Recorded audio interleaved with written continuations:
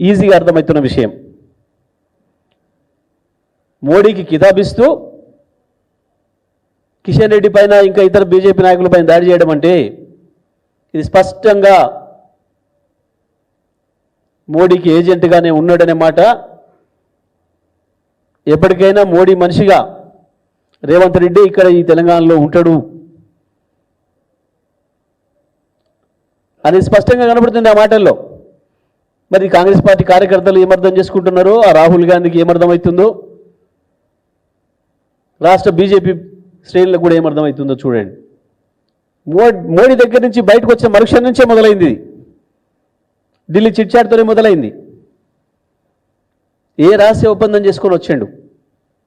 వాస్తవానికి ఎస్ఎల్బీసీ ఘటనలో విచారణ మొదలు పెడితే ముఖ్యమంత్రి కూడా ఇరుక్కుంటాడు. సరే, అందులో ఏం జరిగింది, మరి దేనికి దేనిస్తలేడు, విషయాలు ఎందుకు బయటకు రానిస్తలేడు?